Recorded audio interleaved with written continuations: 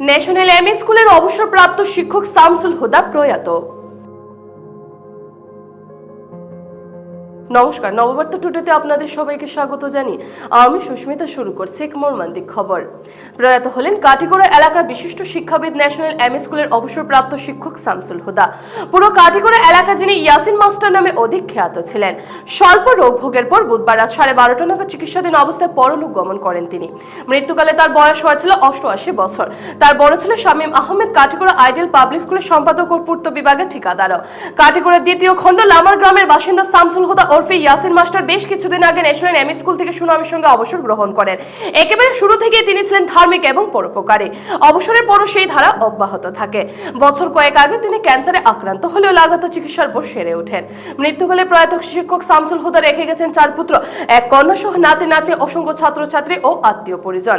তার স্ত্রী আগেই প্রয়াত হয়েছেন। বৃহস্পতিবার সকাল 10:30টায় মরহুমের পবিত্র জানাজা নামাজ আদায় করা হয়েছে।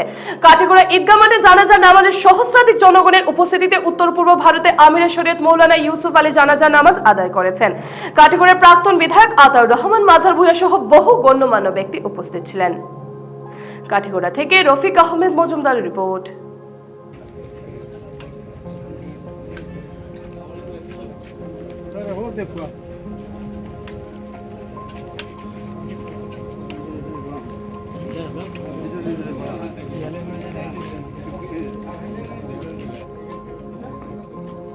আয়া দেখে গেছে নাকি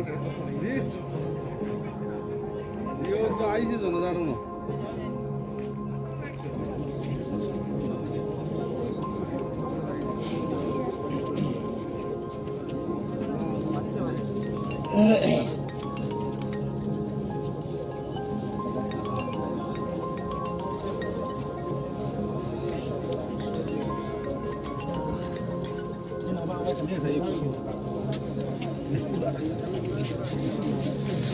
কোথা থেকে দেখি না, এই কোথা থেকে দেখলি ভাই?